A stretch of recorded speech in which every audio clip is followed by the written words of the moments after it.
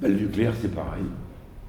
Pourquoi l'améliorer alors qu'on en a fait le tour et que maintenant on a compris que c'est pas la bonne solution? Et puis c'est fini. On arrête. Ah oui, parce que l'uranium, on ne sait pas quoi en faire d'autre que de le brûler dans les centrales. Ben, laisse-sur le où il est, puis c'est tout, quoi. Ça gêne personne.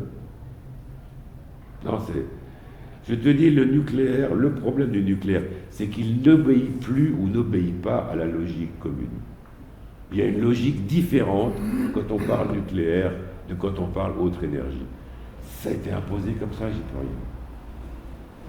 N'oublie pas qu'en 1954, on est loin, hein, j'étais tout petit. On a créé en France la commission Péon, production d'électricité d'origine nucléaire. On n'a jamais fait de commission de production d'électricité d'origine charbonnière ou d'origine hydraulique. Mais le nucléaire, on a fait une commission. En 1958, l'ONU a fondé l'AIEA, Agence internationale pour l'énergie atomique, qui avait deux vocations. La première, essayer d'interdire que des vilains pays pas gentils développent l'arme nucléaire. Et l'autre face, promouvoir l'énergie atomique dans tous les pays du monde. Je ne sais pas comment on fait, mais moi, les deux faces de Janus. Le nucléaire n'est pas dans la logique humaine standard. Ben, il faut l'y faire rentrer. Et quand on l'y fait rentrer dans la logique standard, ben, on ne fait plus de nucléaire. Les Allemands ne font plus de nucléaire, les Italiens non plus. Alors, on nous a bassinés aujourd'hui, avant-hier, avec les Suisses, qui viennent par référendum de non pas sortir du nucléaire, mais d'interdire par la loi la construction de nouvelles centrales. Parce qu'en sortir, ça fait déjà 8 ans qu'ils l'avaient voté. Et donc si vous regardez aujourd'hui sur les 28 pays d'Europe, je compte la Suisse, je suis gentil, il n'y a que 4 pays qui sont encore nucléaires dans le monde, en Europe. C'est-à-dire qui ont des programmes de construction de centrales. La France avec son EPR, la Finlande avec son EPR français payé par nos impôts, la Slovénie qui a un projet de centrale qui depuis 20 ans qui n'a pas commencé, et la Grande-Bretagne dont on ne sait pas vraiment si elle va signer ou pas.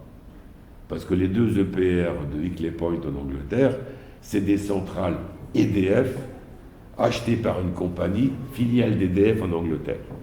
Donc EDF fait ses centrales à l'étranger parce qu'elle ne peut plus les faire à la maison.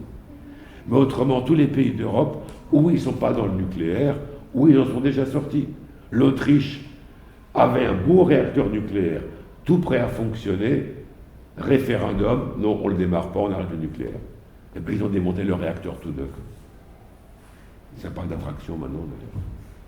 Les Italiens, après Tchernobyl, référendum, on arrête tout. Ils ont arrêté tout. Ils n'avaient pas beaucoup de centrales, ils pouvaient le faire. Ils ont tout arrêté. Berlusconi, en 2011, ce monsieur, décide de faire un nouveau référendum pour relancer le nucléaire. Manque de peau, en pleine campagne électorale, il y a Fukushima qui tombe. 100% de voix contre le nucléaire. Le plus beau référendum italien qu'on ait jamais eu. L'Espagne en est déjà sortie. La Belgique en sort dans une vingtaine d'années. Les Allemands, tout le monde le sait, ils en sortent. Il n'y a plus que la France. Est-ce qu'on aura toujours raison en Europe contre tout le monde? C'est tout. Donc la logique humaine maintenant normale est de finir avec le nucléaire. Les Américains n'ont plus construit de centrale depuis 1979, pardon. Évidemment, ils font du charbon, ils font des saloperies, d'accord, mais ils ne font pas de nucléaire. Et les Allemands, qu'est-ce qu'il y aurait de leçons à tirer de ce qui, à part l'existence de l'expérience allemande? Ouais, je veux dire, eux, ils développent massivement les renouvelables. Bien sûr. Et ils sont largement en avance, non? Alors les Allemands, ce sont des gens très pragmatiques. Ils ne sont pas gentils, mais ils sont très pragmatiques. Ils ont décidé déjà M. Joschka Fischer et M. Schröder à l'époque, d'arrêter le nucléaire. Puis ils n'étaient pas très contents, les industriels allemands, ils n'étaient pas très contents. Puis ils ont essayé de faire leur petit boulot de lobbyiste, puis ça n'a pas marché. Alors ils ont, pragmatiques, ils ont accepté le fait.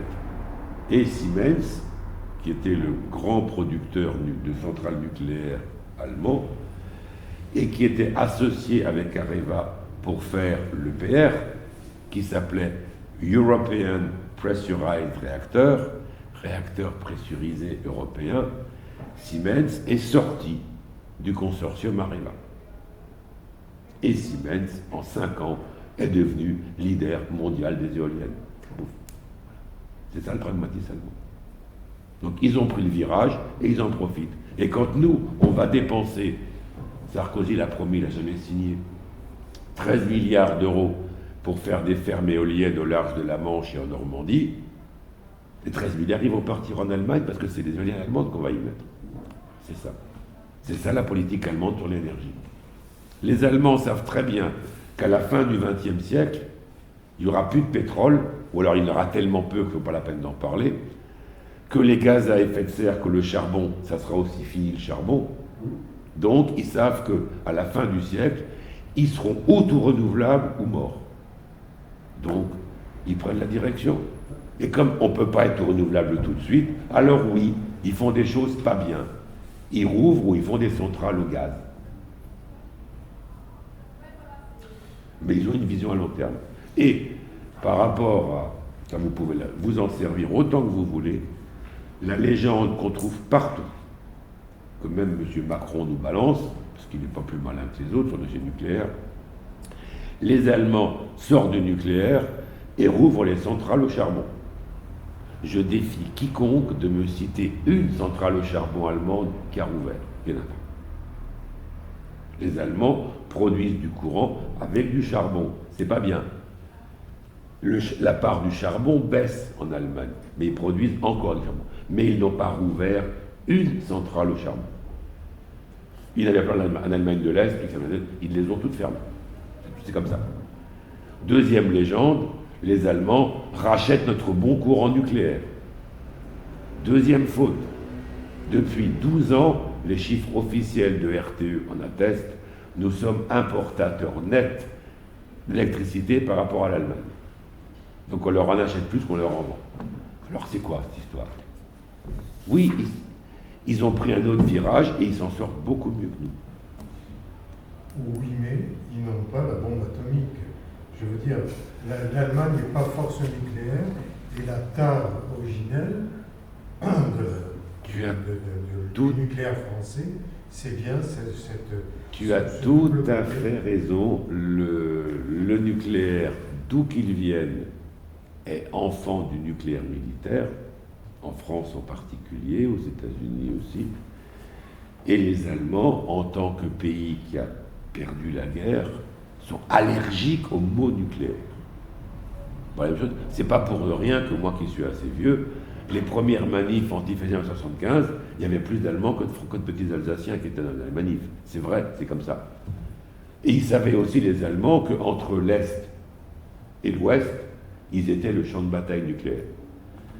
C'est pour ça qu'à l'époque, quand ils ont développé les fusées Pershing, et les Russes, les fusées SS-20, qui étaient des missiles nucléaires à courte portée, 400 km, c'était pour leur gueule à eux, aux Allemands, si l'Est et l'Ouest se foutaient sur la gueule. Donc eux, le nucléaire, ils ne supportent pas, ça a tout à fait raison. Et comme ils sont pragmatiques et malins, eh ben, ils trouvent d'autres solutions, puis c'est tout, quoi. Nous n'oublions pas que, je ne vais pas vous refaire toute l'histoire, ce serait fatigant, le nucléaire a commencé en 1946 en France. Le général de Gaulle, chef du gouvernement provisoire à la Libération, la première mesure qu'il a prise, septembre 1946, création du CEA. Et on est parti de là. C'était logique à l'époque. Hein. Le mot atome voulait dire grande puissance. Il y a une logique. Aujourd'hui, elle est battue en brèche, puis c'est tout, quoi. Et les Allemands ont fait comment pour compenser la perte de production d'énergie? D'abord, ils économisent beaucoup plus que nous. Ils sont plus ils économisent. Et puis, ils ont développé beaucoup. Alors, La part de ils ont atomique était moindre, j'imagine. beaucoup moins de 28, à peine 28%. Comme j'ai dit, ils développent, ils ouvrent des centrales au gaz, et puis ils développent à haute dose les renouvelables. Les éoliennes en mer du Nord, les panneaux photovoltaïques partout. Vous allez vers Nuremberg, tous les trèfles d'autoroute, il y a des panneaux solaires dessus. Dès qu'il y a un morceau de terre qui n'est pas utilisable, pouf, pouf, pouf, panneaux solaires. J'ai vu en me baladant, j'ai vu des champs avec des vaches qui paissaient sous des panneaux solaires. Ça les embêtait pas trop, je crois. Donc c'est tout. Alors après la légende, oui mais la France elle est trop au nord pour avoir du soleil. On va aller en Allemagne qu'on rigole, tiens. Non, ça marche. Et les Allemands, il n'est pas question aujourd'hui, aucun industriel allemand digne de ce nom n'a envie de recommencer le nucléaire. Ils n'ont pas du tout envie. Ils ont envie évidemment de le faire durer le plus longtemps possible, pour que leur investissement soit le plus rentable possible, mais ils n'ont plus envie de se lancer là-dedans, ils n'ont plus les capacités, les compétences, et ils n'ont pas envie, ils voient tous les emmerdements que ça peut faire. Bon, le point noir, c'est simplement les usines à ciel ouvert, là, de lignite. Ils ont du charbon qui n'est pas du bon charbon, de la lignite, ils ont des énormes mines à ciel ouvert qui ne sont pas bien, d'accord. Mais ils ne sont pas parfaits. Oui. Mais qu'on ne vienne pas, en France, nous opposer aux Allemands qui ont des mines de lignite à ciel ouvert dégueulasses, et va voir nos mines d'uranium qu'on a au Niger. Ça, c'est grand comme l'Alsace entière, les trous qu'on a faits. Mais comme c'est pas chez nous, on s'en fout. C'est chez les Noirs, les pauvres, etc., on s'en fiche. Quelques pots de vin, ça passe très bien. Donc il faut quand même, comme je te dis, il n'y a plus la même logique avec le nucléaire. Oui, c'est pas beau le lignite, c'est dégueulasse. Les Allemands fabriquaient la plus énorme excavatrice du monde pour leur mine de lignite. C'est pas gentil, c'est pas bien, ça fait des gaz à effet de serre. Mais ils n'ont plus de nucléaire. Et quand on voit, ils produisent toujours plus de CO2 par habitant que les Français, mais les Français ont cet avantage, parce qu'ils avaient le nucléaire, on a une production de CO2 qui est presque stable par habitant.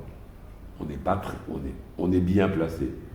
Les Allemands, ils sont moins bons que nous, mais eux, ils baissent constamment.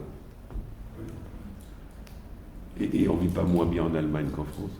Je crois pas.